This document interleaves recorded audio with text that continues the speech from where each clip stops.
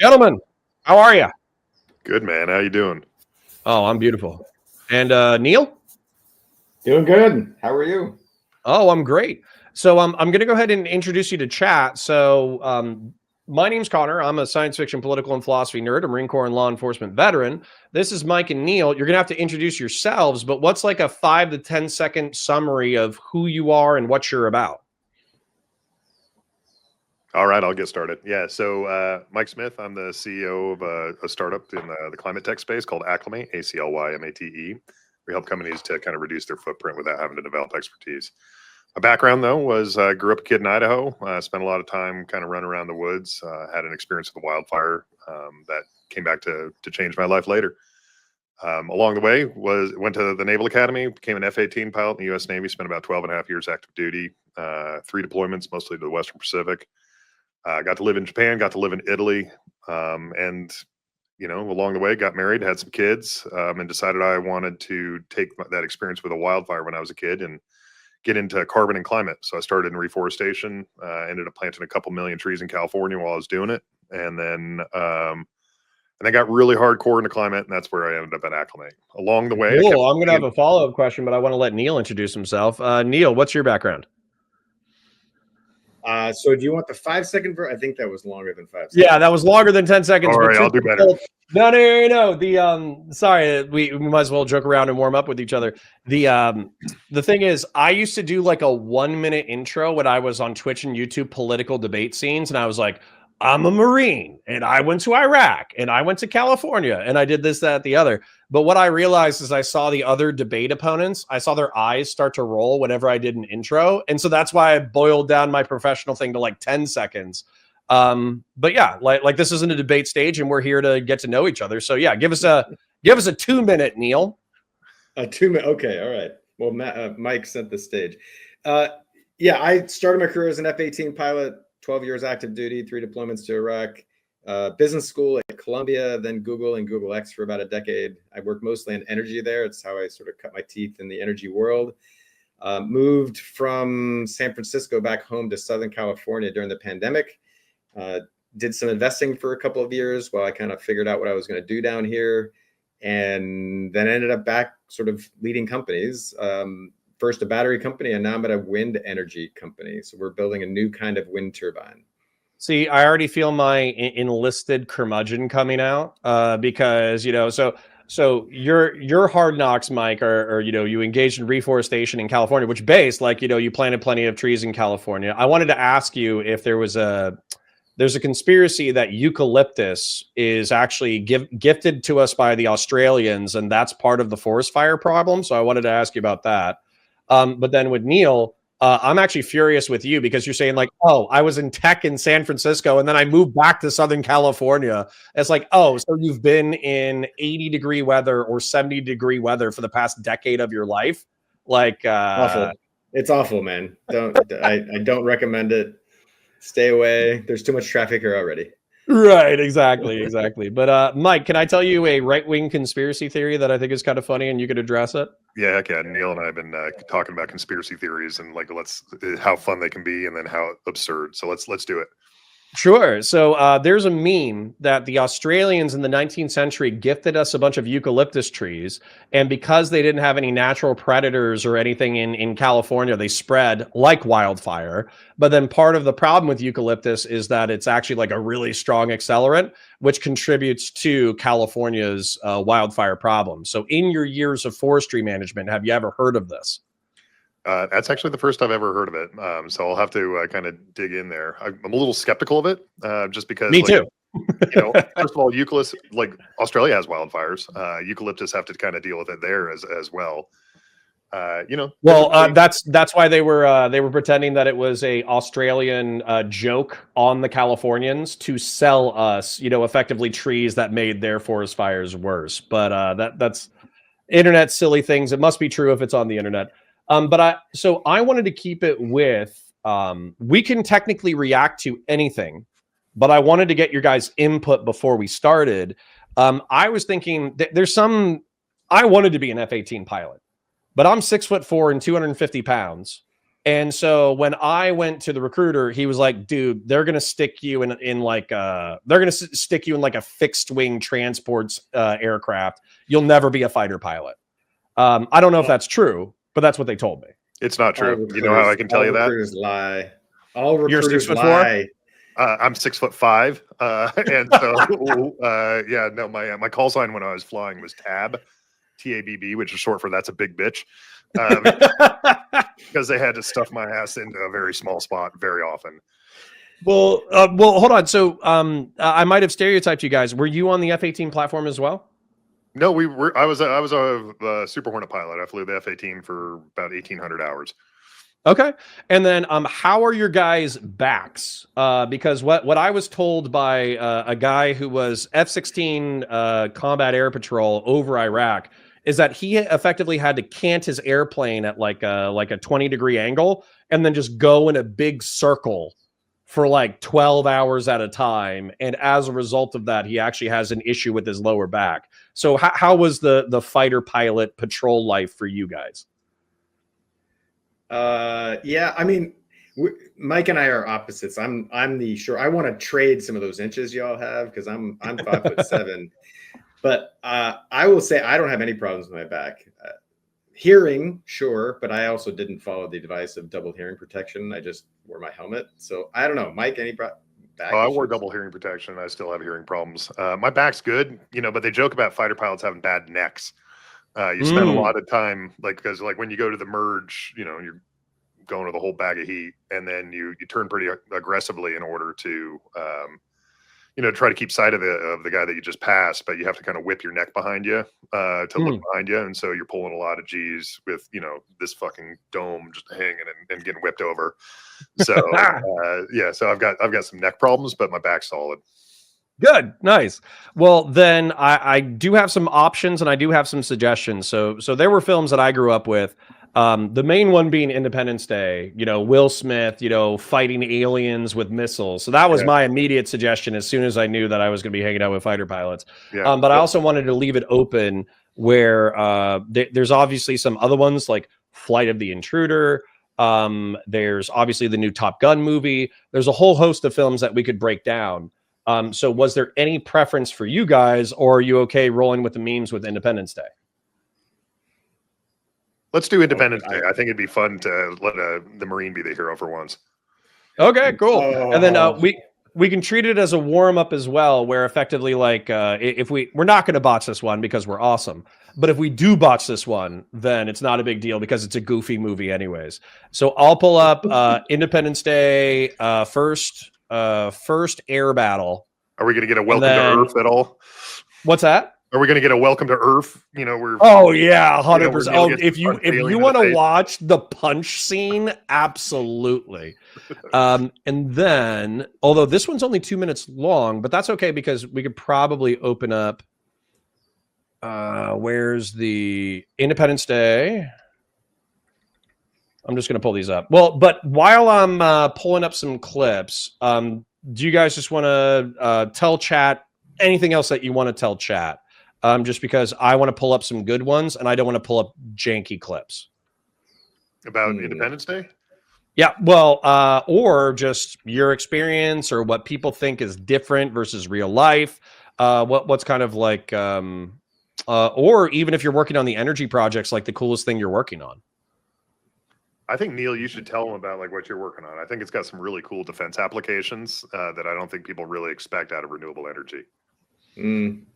Yeah, well, so I'll start with, the military's interest in what I'm doing comes down to resilience, which is, if you want to increase force lethality, if you want to increase potential for warfighter capability, you need to have a resilient source of energy. And what we've found is on a military basis in the US and around the world, those bases rely on the external civilian grid for their power, even some critical infrastructure like missile defense and stuff like that. And if the civilian grid goes down, which for a long time it was pretty reliable, but of the last 5 or 10 years we've all seen brownouts and blackouts. PG&E goes down for a month up in Northern California, et cetera. So the military's really figured out that they need their own sources of generation. So then they go looking for, hey, how do I install a gas plant? I want solar on base. I want geothermal. I want nuclear. I want wind.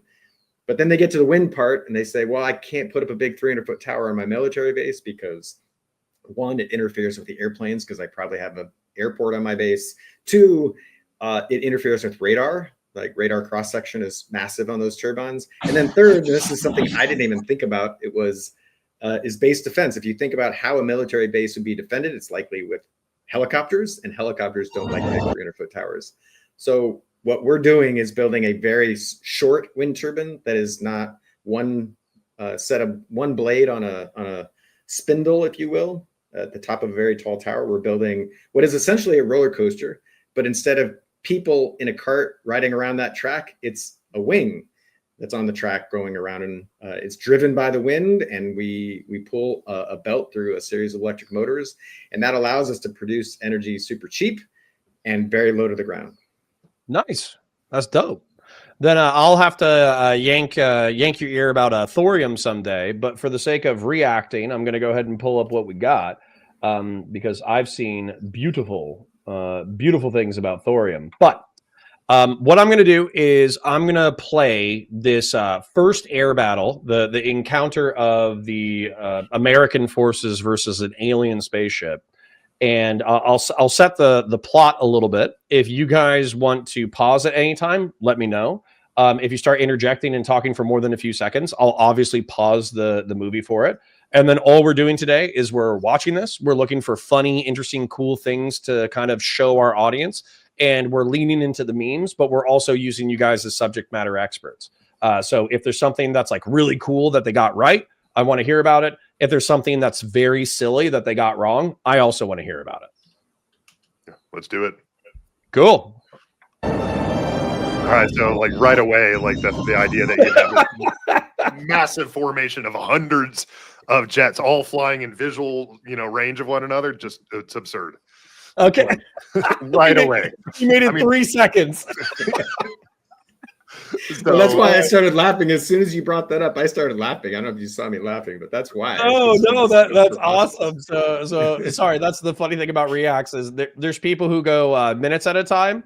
And then there's people who, there's this very famous show called EFAP.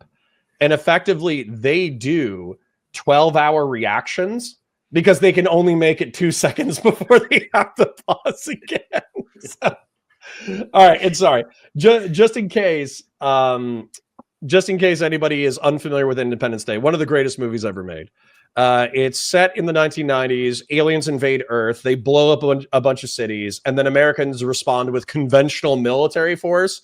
And like the gentleman just said, apparently having, I don't know, 300 F-18s within visual distance is not traditional. Yeah, the way you'd normally fly a flight, if you're like taking on airborne targets, is you'd be spread out a mile or two apart, kind of in a line across there. If you had hundreds of aircraft, they'd be more likely to be in waves associated with that, kind of a defense in depth sort of thing. So you would definitely never employ weapons in, which is essentially kind of a cruise formation, what you're seeing here, which is just kind of a loose wingtip pattern. Yeah, you wouldn't see it. Cool movie shot though, right? I mean, like, well, and we're about to see probably why in a second. So yeah.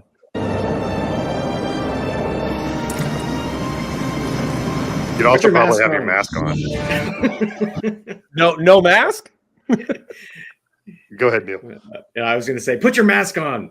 Yeah, I mean, obviously he's got to wear his mask. I mean, there are times when you take it off, but not when you're in formation like that, getting ready to go do some real work. Yeah, about to shoot some bad guys. Like you're going to have that mask on because you don't want to be fumbling with it while you're trying to fly the jet. Well, then I'm going to make a content suggestion. I have a feeling like it's kind of a joke on the internet. Is my wife was sick of me interrupting TV shows, so she gave me a bell. That way, every time I saw an inaccuracy, I would just ring the bell. And then it's a picture of the guy just like endlessly ringing the bell while they're watching TV shows. So how about we give them about 20 or 30 seconds and just keep a running log of the errors. You got it. Let's see it. Holy God. Lock and load. We are red and free. Night 1, Fox 3. Night 3, Fox 3. Night 7, Fox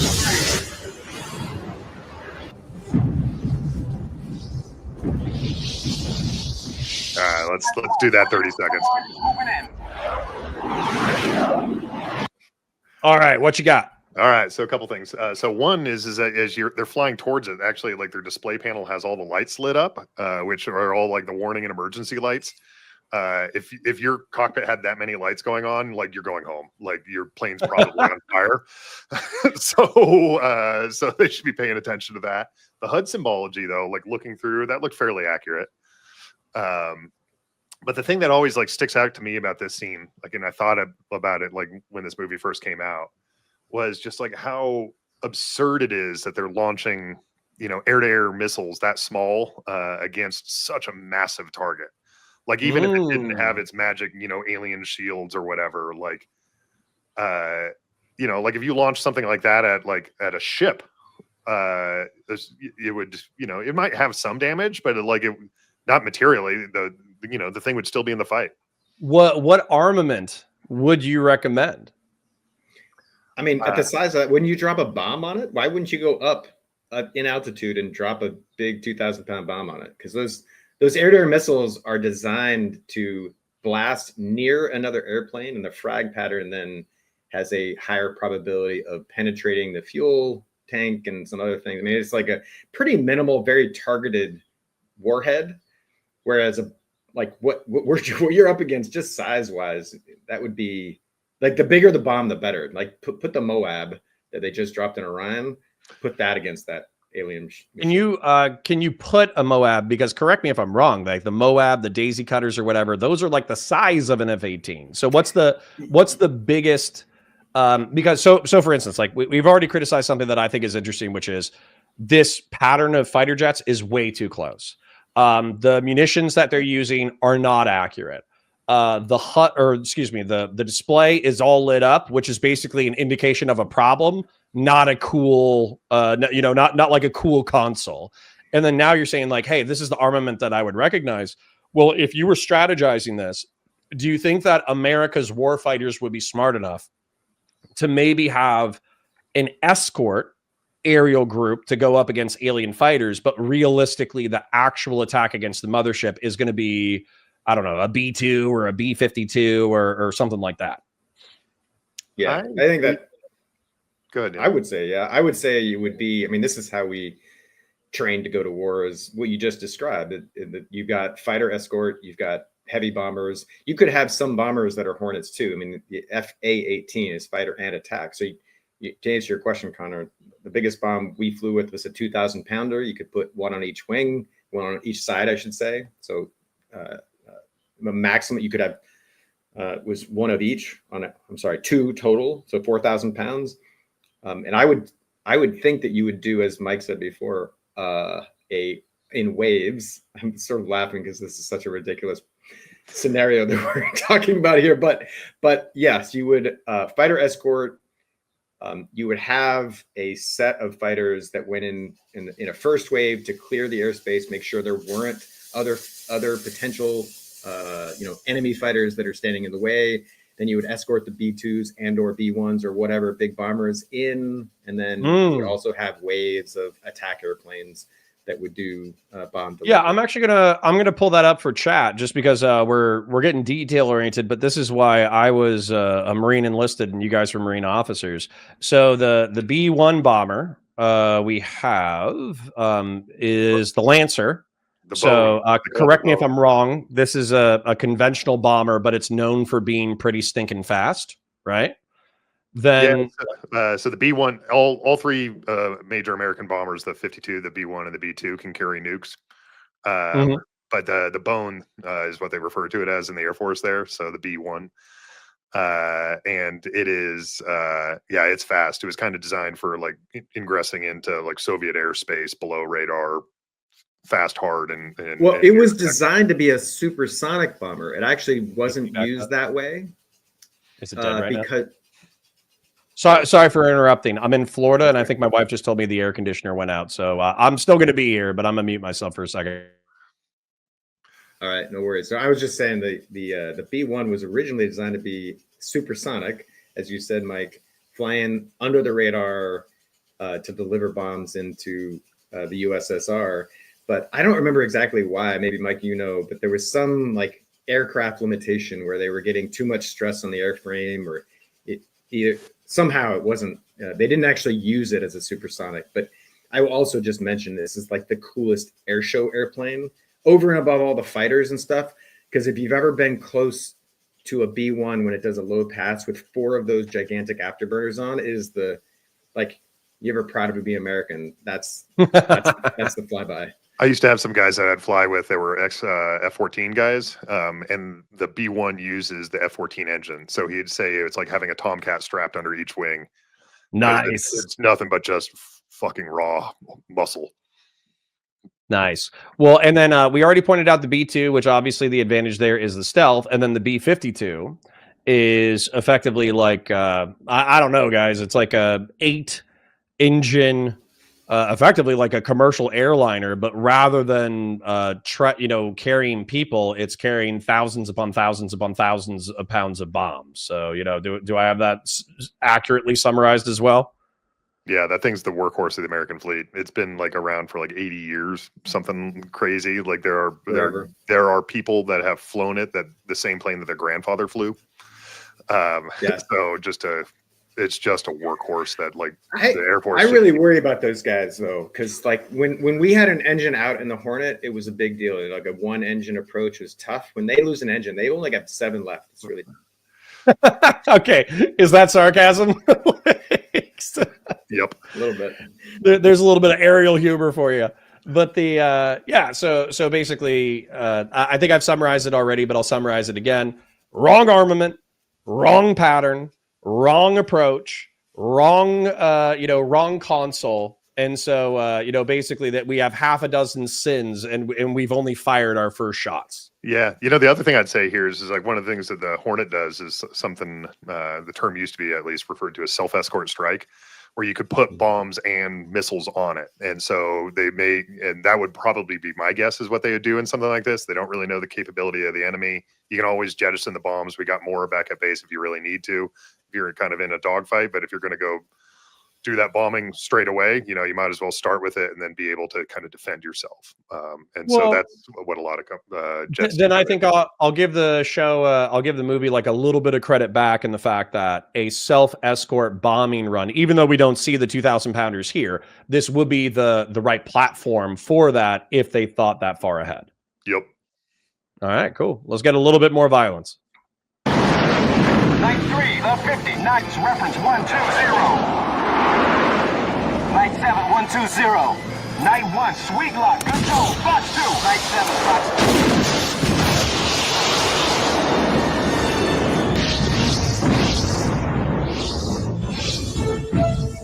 2. They must have some kind of protective shield over that hall. Knights, pull up, pull up! Yep, this is where life gets messy. Blow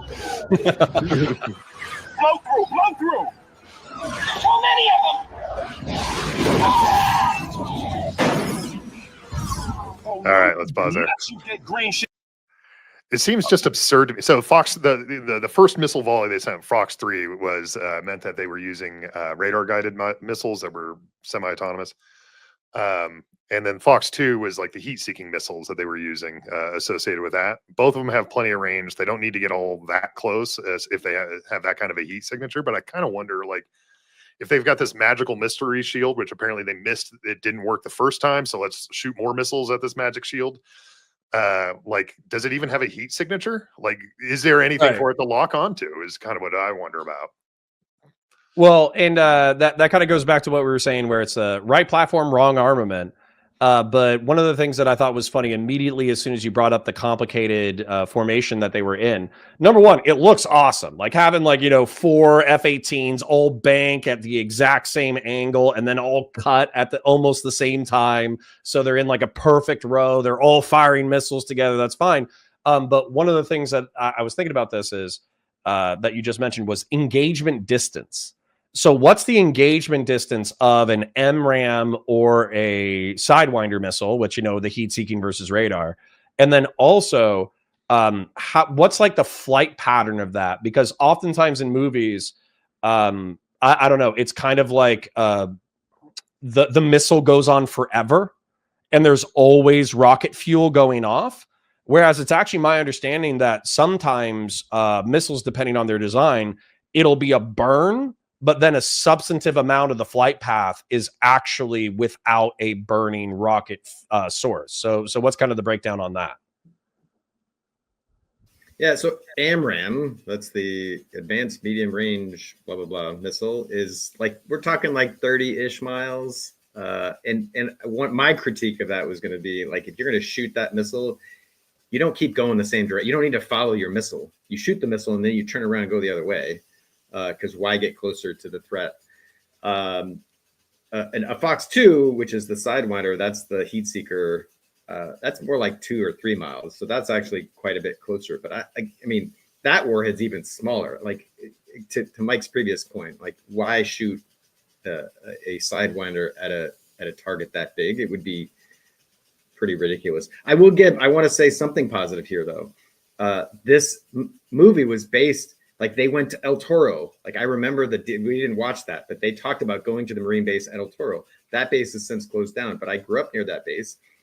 The squadron they're talking about, the squadron patch, was a real squadron patch. It was actually a squadron I was never in, but I wanted to be in. Yeah. The aesthetics are amazing. It's the BMFA 314, the Black Knights. My best friend was in that squadron, and they used the right call sign. So they call, when in the previous clip they're saying night whatever and a number. That's legit. Excellent. Look at me. I got you covered, Big Daddy. Damn, they got shields too.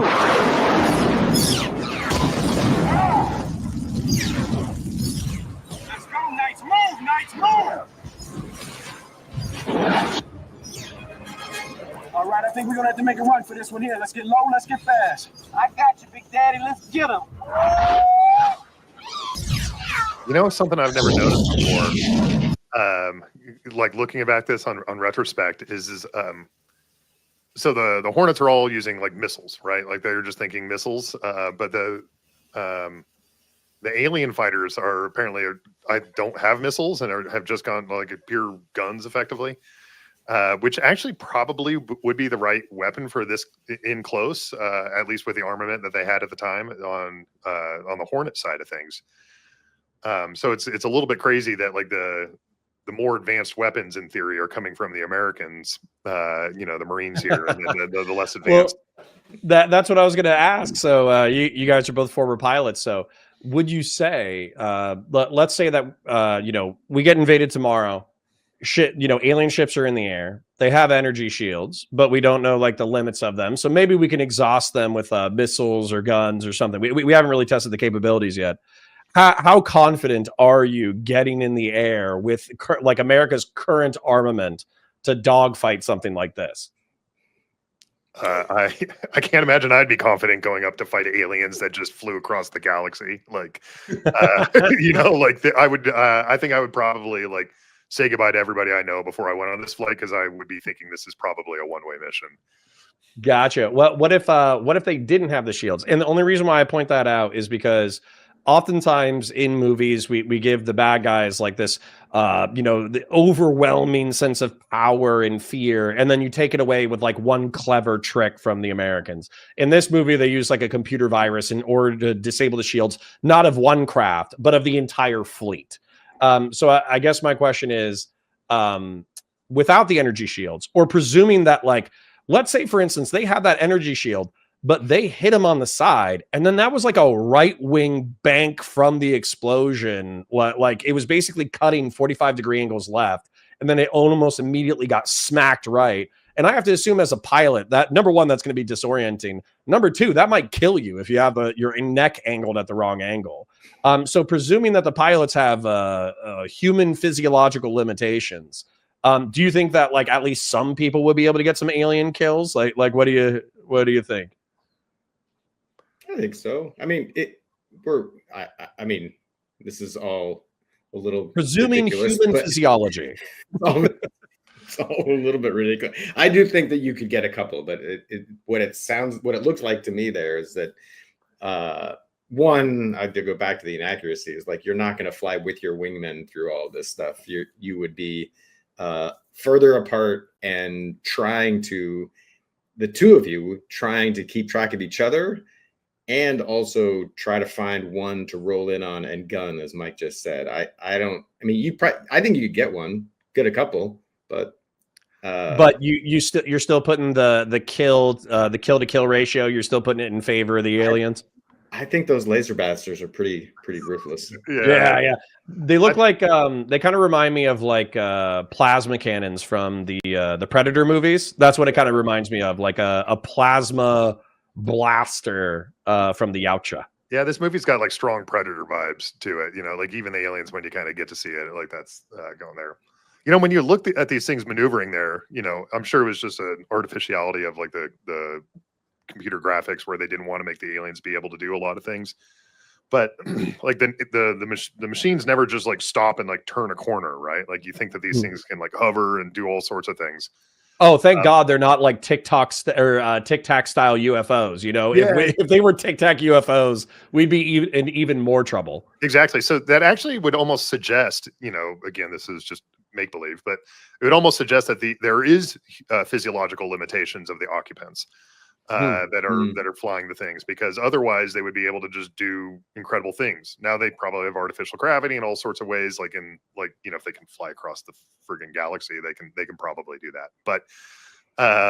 But yeah, it seems to suggest that there's physiological limits to that. And so like in that case where they kind of get knocked out like there, I don't think it would be like a break the back sort of thing. I think it would actually cause them to pass out.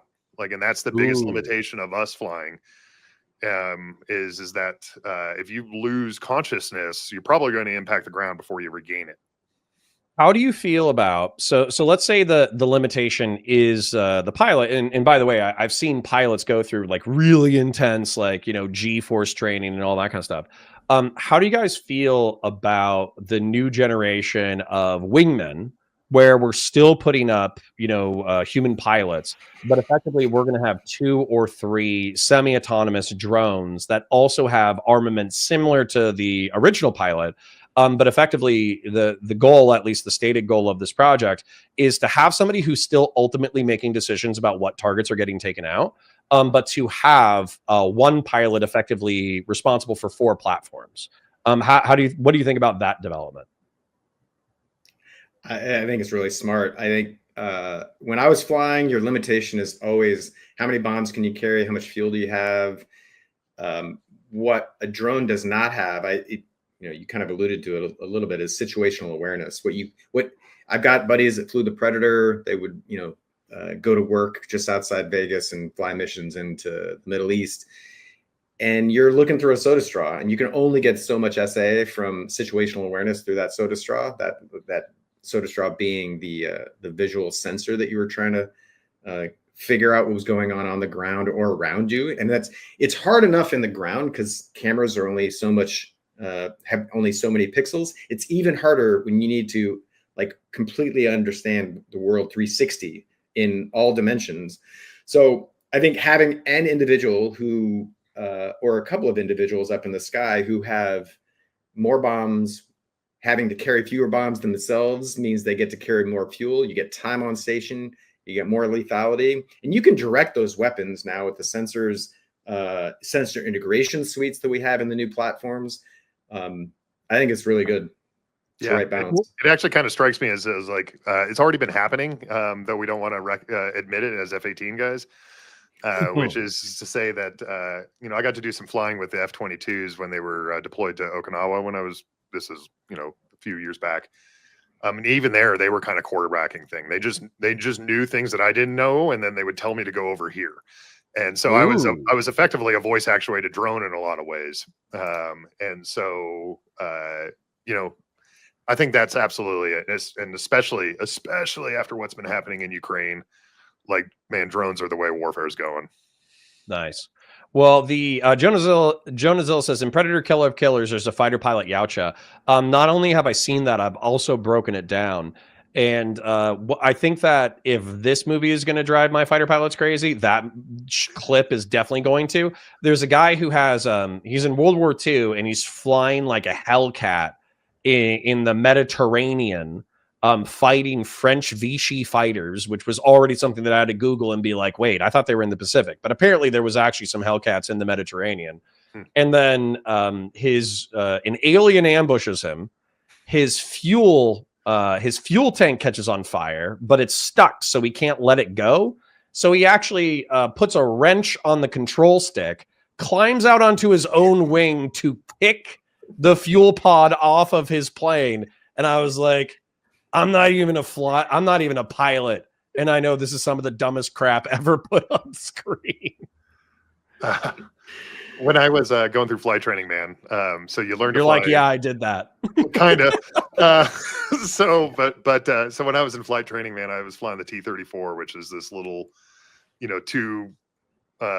two-place tandem, trainer prop airplane. And on my very first solo, they tell you, don't take a camera in there. You're not allowed to do this, and of course, the very first thing I did was take a camera because like, whatever, I'm 22 and stupid. And so, but because it's like this old, like prop kind of style plane, like you could actually slide the canopy back. And so you could fly around like you're the goddamn like Red Baron, Nice. And so I brought a camera. And he did that. I took a couple pictures and I slid that, and that was totally okay. You could slide the canopy open if you wanted to do that. And so then I got the bright idea that I wanted to take a picture of myself from outside the airplane. Ooh. And this is a little prop jobby, right? It's not even a jet. It's going like, 150 miles an hour, 180 knots, something like this. So I put my hand out there into that slipstream and it smacked my hand back so fucking hard that the camera went flying out of my hand. And then the whole rest of the flight, I was freaked out that somebody was going to catch me because maybe I just like damaged the aircraft with like a camera strike on the tail. Well, that's what I thought was kind of ridiculous because like technically could you, because I looked at the stall speed and the stall speed was like around like, I don't know, like 100 miles an hour or something like that, 120, something like that.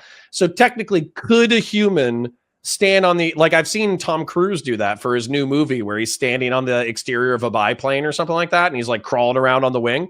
It's like, yeah, a human could do that. But if you're in the middle of like a, nose to nose gunfight in the sky, are you going to spend time rigging up an autopilot so you can go kick a fuel canister off of your plane? Or are you just going to say, wow, I hope that doesn't blow up and then just keep flying? Yeah, no way. Matter of fact, like wind speed is the power of wind is the square of the speed. So a 90 mile an hour wind is not 3 times as strong as a 30 mile an hour wind. It's 9 times. So like, wow, I did not know that. Yeah, faster wind's a big deal. And so like the stall speed for a Hornet or Super Hornet's in the well over 100 knots. So you're talking like 150 miles an hour. Right, like you're talking. Wait. I'm sorry. You're just to repeat that because that's actually a really interesting detail. You said 90 mile wind speed for force is a factor above ground speed. Am I tripping or no? It's the square of the relationship is so a 90 mile an hour wind is not 3 times stronger than a 30 mile an hour wind. It's 9 times stronger. Oh my God.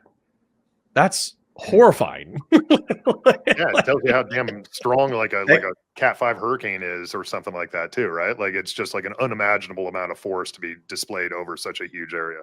Oh, now I'm like even more horrified because there's like there's civilian cars that go like 200 miles an hour and I'm just thinking like so and if I heard you correct, this isn't something that's differentiated between like ground and air. This is true regardless.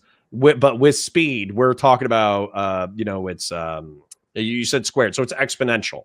Yep. Oof.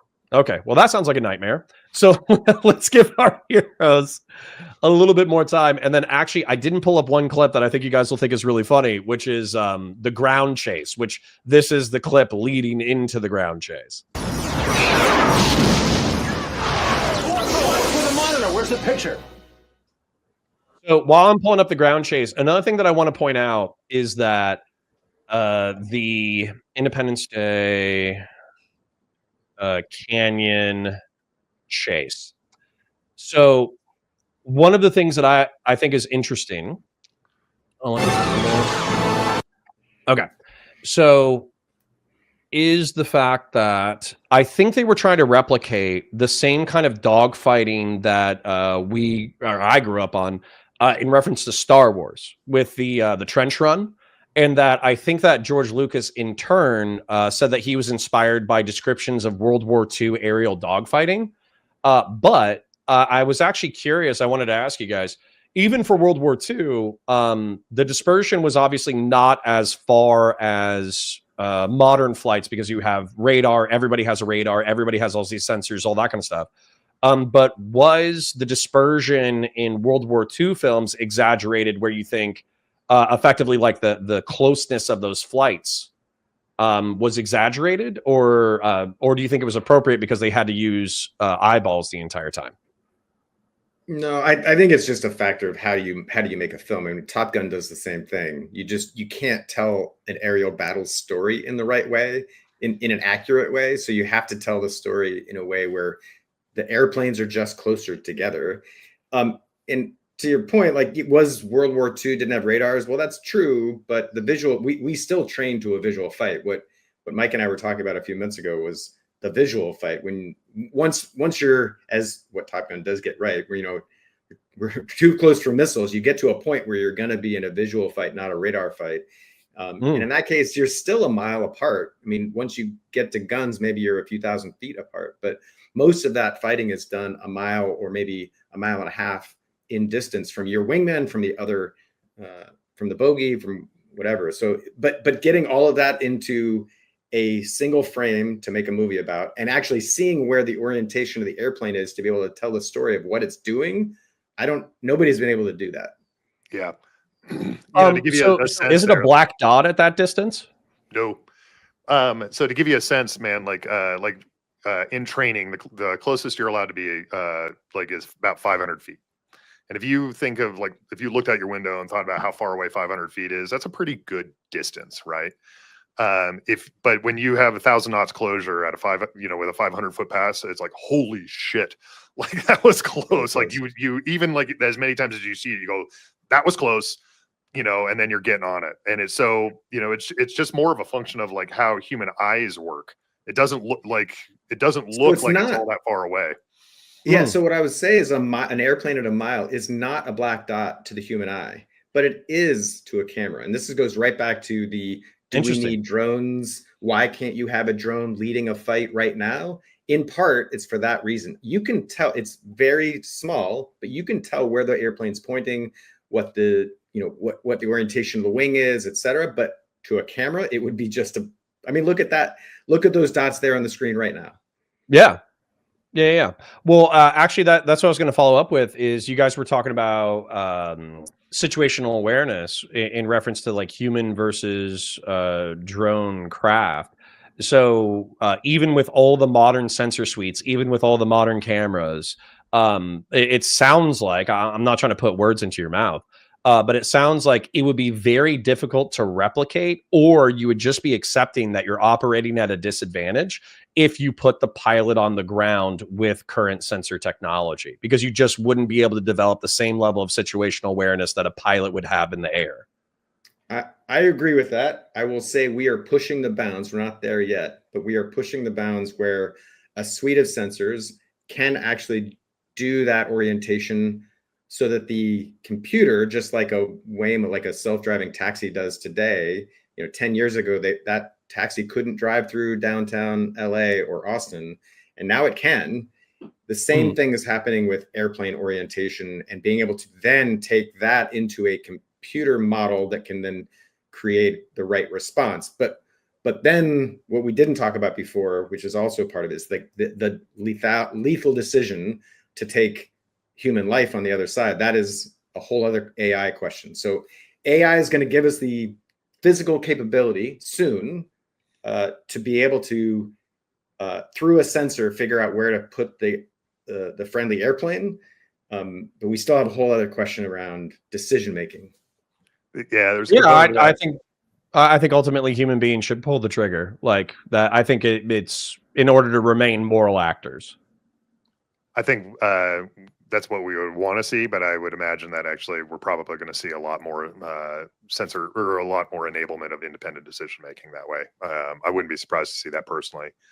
But the other thing I would say here for like putting the man in the box here is the like when that Waymo stops, like when one of its sensors doesn't work, it just can pull over to the side of the road, or it can head back to base or whatever, and there's that. But like these are complex machines, and when the sensors stop working in certain ways, or they're not synthesizing correctly, then you have a lot of interpretation that's happening in the cockpit itself. And so that's, to me, is probably the thing that will be holding up the most is we already have algorithms that could make informed decisions for a lot of this stuff. Like it doesn't even, to my opinion, need a whole lot of AI. The part here is the interpretation of like what happens when you have degraded sensors, when your radar is working okay, but IR is maybe not working as much, and like, or it's showing 2 tracks, but you really look at it and go, that's probably 1 really. So the sensor integration and kind of interpreting through the noise about what's going on there, I think that's probably the biggest limit. Gotcha. Well, Silver Jacket Band says people will never get over the romance of dogfighting, remembering those people knocking the F-35 because it couldn't dogfight, which is silly if you know anything about modern air-to-air engagement. And I guess that, do you think that we've lost some of the romance of aerial warfighting because what at least somebody repeated the sentiment that effectively like modern fighters are not, maybe you could get into a dogfight, but the chances of it happening are really rare. So effectively what you're talking about is a missile and bomb platform. That's ultimately what these things are. So how do you feel about that criticism? Yeah, I'm probably going to get blamed for being the old man here, but no, we trained in the squadron in part, even though there had been very few dogfights, no dogfights, but very few dogfights in the sort of 12 years I was active duty. In part to learn the bounds of the airplane. You need to be able to fly your airplane to, no kidding, this isn't a movie line, but to the edge of the envelope. You need to know where that envelope is. You need to know how it feels. And when you're dogfighting, you're really pushing the bounds of that envelope in proximity to another airplane. That said, are we going to do a lot of dogfighting in the coming years? I don't know. I mean, it's possible. I will say, I'm reminded of the lessons from Vietnam. We built the F-4 without a gun. And because the missiles were supposed to do all the fighting, and then the missiles had a very high failure rate, and you ended up in a lot of dogfights where the F-4 couldn't turn because it wasn't designed to do that against these Vietnam era adversaries. And the Vietnam era adversaries had guns and the F-4 didn't. So they had to retrofit that airplane with a gun. So, yeah, I mean, is it never be confident? Never be confident about anything, and presume that like what is it, like a plan never survives first contact with the enemy? Well, Air Force innovation will never survive first contact with the real world. Well, you're a Marine too, right? You remember this? Like, did the shit you got issued ever work 100%? No. No, military issue is a sales gimmick for civilians, and for me, it's actually like a statement of decreased quality. Yeah.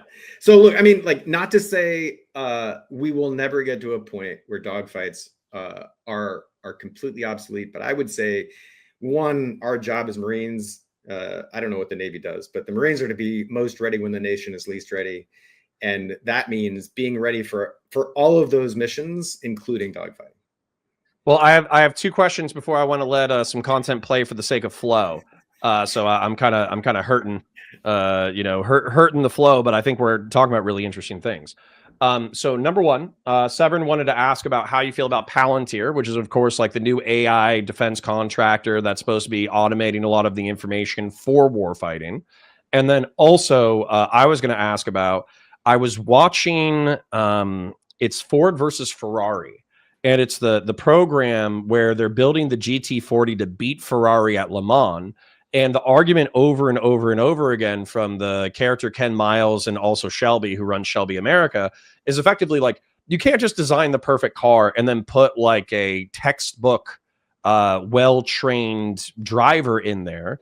the driver has to drive it for hundreds or thousands of hours in order to figure out the physical limitations, and also to kind of hear, I think, hear in some degrees or feel to some degree, like what is a catastrophic vibration and chunk where you should be ejecting versus like what is just the airplane getting stressed out because you're pushing it to the limit. And the only way to figure out those noises and sounds is through experience.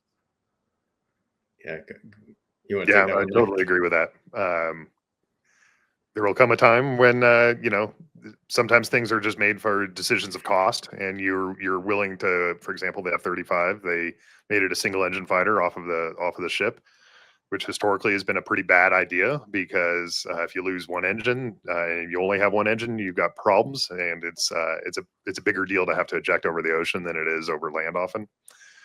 But they made the decision that it was okay to lose a few F-35s than it was to install a second engine. Oof. So the same sort of thing will happen here, right? Which is they'll be like, what's the cost of training a pilot? What are the physical limitations of the pilot that we can now go around because we don't need to put that? All the expenses of the life support systems, the weight of my big butt, that's in that airplane. Like all those things could be turned into weapons or fuel or awesome. So you better bring more awesome than you cost. And right now that's where we're at, but maybe not in the future.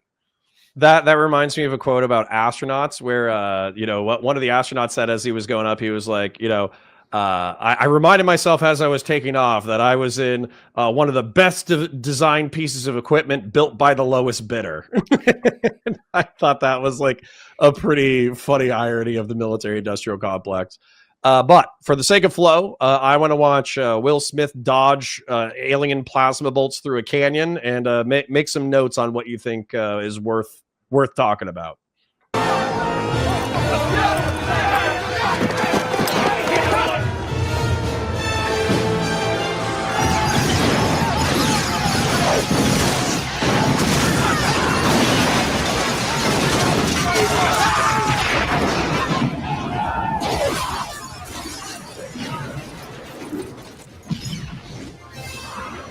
Come on and get me! Come and get me! What are you shooting at? Where you at, baby? Come on! Come on!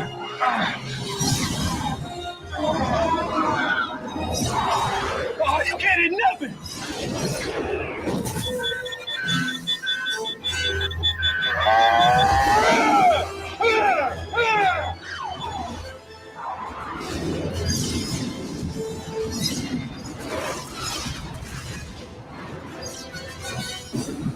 Oh, no bread! See if you can fly that thing under cover.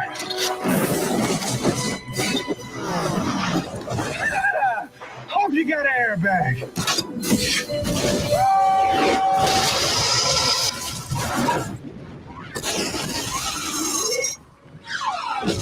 All right, here we go. Here comes the quote. Oh, well, we'll definitely do the quote. We still got a little bit of time, so I'll be sure that we watch the quote. But how do you feel as veteran pilots on your probability to engage in a canyon run with an F-18 and then also perfectly eject your chute for the craft into the flight line of a trailing aircraft? How likely do you think you're going to be able to pull that off? Yeah, Neil, why don't you tell them about the parachute that you would Yeah, there's no parachute. Oh, no, you did it before? No, there's no parachute, man. There's no parachute. Oh, yeah, I guess that's funny. So the reason why I thought that might be a thing was just to like slow down on a carrier or something. I don't know, but you're saying that just never existed. When you land on the carrier, man, it's all tail hook. Matter of fact, to the from an airplane standpoint, like you're flying until the carrier tells you you're stopped effectively with the tail hook. So like the first thing you do when you land on the deck is go to full power, assuming that your hook's not catching the wire and you're going flying again. Wow. Yeah, there are like some Air Force planes that never like go to carriers or anything like that like maybe had like some weak landing. I think the F4 had one. I don't know that anybody deploys a parachute ever anymore. Well, sorry, I think that bears repeating. so you're saying, and you're Neil, you're a marine aviator, and Mike, you're a naval aviator. Yep. So Neil, did you also train on carrier landings? Yeah. So the Marines are naval aviators. I got naval aviator wings, just like Mike, Uh-huh. but I did my carrier quals both day and night, and then I never went back to the carrier. A lot of my buddies did. Well, but I'm assuming that's just because of the extreme risk of carrier operations. Like I don't know how carrier ops are nowadays compared to back in the day. But at least I was reading a book about the Korean War, where carrier ops were still only like a decade or two old, and effectively, like the way that it was viewed is like anybody can be Air Force pilot, because you're landing on like a long landing strip and you got all the time in the world, and if you miss you can repeat it. Neil and I Whereas would with like agree with that. whereas with Everybody like a can be an Air naval Force pilot. aviator, you have to have stones, and also you also have to have the technical expertise to land it, because if you don't, you're in the drink, and there goes a few $1 million fighter and maybe your life. Yeah, in all seriousness, like the Air Force pilots probably have the technical capacity if they were to train to it to do that. But there's a little bit difference. Like, for example, like in the Navy, like our flight school is longer than the Air Force's, and that's because they want us to have more hours before we go to the ship. And so in the Air Force, they teach you like basic instruments, and then they teach you how to fly like fighters when you're on a fighter platform. But in the Navy, like you learn a lot of this. Navy and the Marine Corps, the Naval Aviation Team, you learn a lot of the early kind of dogfighting and bombing skills in the training aircraft, because they want you to have the hours and the landings before you go to the ship for the first time. Well, yeah, and that's so then with the Marine Corps, I guess they want/need you to know how to land on a carrier, because obviously we're like an amphibious force. But realistically, at least for the past 20 or 30 years, a majority of Marine Corps air power, I guess, has been in direct support of ground forces in, weirdly enough, landlocked countries. So I guess they de-emphasized carrier landings because they knew, hey, I'm going to be flying out of, I don't know, Al Assad or Abbottabad or whatever. And so as a result, basically, yeah, I need to know how to land on a carrier, but realistically, I'm doing close air support for Marines in the field. That's true. I will steer a little bit. One, we spent a lot of time in the Western Pacific. I was in Iwakuni in Japan, bouncing around to Korea and other places. Very. Can I ask what years, by the way, just because I was in Okinawa from 2006 to 2008, and my quarter sleeve tattoo I got from Bonten Tattoo Studio outside of nice. Fatema. That's awesome. Well, I visited down there. I was in Iwakuni 2002 and 2004. Is that a mainland? Iwakuni is near Hiroshima. Yep, on the big island. So you had nice, fancy Japanese girls who were actually interested in talking to well-educated white boys. I got you.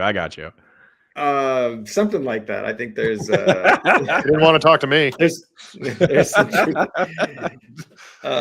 But yeah. So anyway, I just note that we spent a lot of time in the Western Pacific. But yeah, I flew the 2003 missions into Iraq out of Kuwait, and then I did a ground tour as a forward air controller, and my 2007 tour was Al Assad. To your point, long 10,000 foot runways. But I will say this about also, just to sort of correct the record, the Marine Corps during my era had, I think, 4 squadrons total. It might have been 5 or 6. I think it was 4 squadrons that were just carrier based. They might as well have been on a Navy aircraft carrier rotation, just like Mike's squadrons were. I was not in one of those squadrons. 314, who we were just talking about, was one of those squadrons. Gotcha. Okay, cool. Hey guys, I gotta get to a thing, but okay. But Neil will finish you out here with. I was about to say, let's. Do you want to get the quote before you leave, or you got a thing like you got to jump now? I got to jump, man. All right, no problem. We'll do the quote without you. Yeah, no super fun, man. Thanks for having me. Of course. See you guys. See you, Mike. All right, then Neil, you wanna get the quote before we kind of wrap? For sure.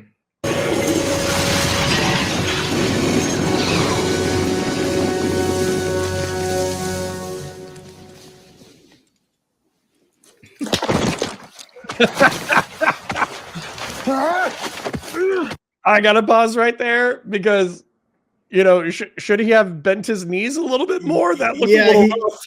Yeah, he should have. I mean, that's legit in that those parachutes are not like the fluffy ones that people take for Yeah. fun. You are actually coming down like a load of shit. And yeah, he should have bent his knees. I'll let my instinct is to rewind. As you know what, I'm gonna do it because we're gonna watch him come down like you said, like a load of shit.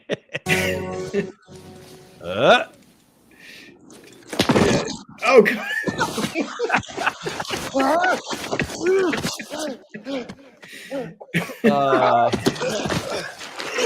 Perhaps one of the greatest human alien first contacts in cinematic history is about to happen. Ah! That's right! That's right! Get up! Get up! That's what you get! Look at you! Ship all banged up! Who's the man? Huh? Who's the man? Wait till I get another plane! I'm lining all your friends up right beside you! Where you at, huh? Huh? Where you at? Oh snap! Oh, No! We're gonna get it. We're gonna get it. That's hilarious. Oh man. Yeah. Oh, they were teasing us with that one. Also, when you go to combat, you take your patches off. Come on, man. Come Little on, things. man. All right, hold on. I'm gonna. All right, so here we go.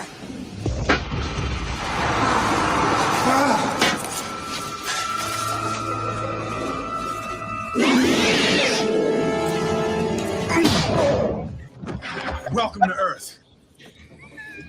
Gotta say, that's there's this thing with these movies. I'm going to move it back just to us because I don't think we need to react much more. But there's this thing with these movies where the emotions are all over the place, right? I don't know who the director is, but apparently he's very famous for it. Where you gotta all your friends are dead, right? Your squadron is decimated. Like the Earth is being attacked. You don't know if your girlfriend's still alive. Like all these things. A lot of people would be in like an existential, angry, wrath-filled depression. But Will Smith has like the coherence and sound mind to make a joke for the audience. And immediately upon seeing like an 8-foot tall alien in a biomechanical exosuit, he goes, like right in the face. Yeah. I don't know. I don't know. I don't know what the mindset is there. I mean, he's pissed off and angry. I get that, but also I don't know. Yeah, that looked like it hurt too, because that would look like a skull, and you like took a big full swing. I'm like, oh man, maybe this also. But you know what? You know what? He committed to it. He knocked the alien out through the exoskeleton, and then he smokes a cigar, which that's pretty cool. But for sure. So in summary, kind of stinks that we don't have Mike, but that's okay. In summary, tons of technical issues, tons of issues with flight formation, armament choice, response to contact. I doubt that canyon run was particularly accurate. We got gasoline explosives everywhere. That's something that I like to point out as somebody who's seen heavy explosives up close, is effectively like, at least with a grenade, like an M67 grenade, it goes off and the flash is instantaneous. There's a concussive wave that expands almost faster than you can see it. And effectively there's almost like dust or dirt that looks like the debris. Whereas in Hollywood films, it's always like a gasoline fire. Like every time something goes off, there's a giant flame ball. And so I always point that out whenever I'm watching films. But what else do you think our audience should know? This is a pet peeve of mine. Locked and loaded. Nobody in the military, at least nobody I served with, ever said that. But it's in like every movie. Why? Sure. The very beginning, they're saying, "Night 3 is locked and loaded." And you're like, "Dude, are you really locked and loaded?" No, you're ready. There's actually an official term for it in the fighter community, but it doesn't matter. Like that term is overused and not overused. It's not used. Right. No, that's that's where I like bumping into random culture specific terms. So for instance, like water off a duck's ass, or don't pee on my leg and tell me it's raining. These are like little like idiosyncratic things that I either picked up from family members or from veterans, and I'll repeat them to people, and then like it just kind of like it disseminates. But I'm sure Locked and Loaded was something that somebody came up with in like 60s or 70s action films, and that's why it's been stolen repeatedly for generations. Yeah. But I'll give this movie credit for like the sentiment, and I think you just kind of alluded to it before. It's like the sentiment is right. Like if aliens came to invade Earth, and me and my Marine buddies had like some hornets we could throw at the problem, we wouldn't do all the exact things that they did, but the spirit is right. We would do something like this to respond. Right. And then hopefully, even though the world's getting wiped out, you have some cool one-liners. That way, even though there's not a movie happening, whenever somebody does a memoir, providing that you survive the alien human war, then you can say like, oh yeah, and then like I blew up this ship this way, and then I said this thing and it was awesome. And then they can put that in your biography.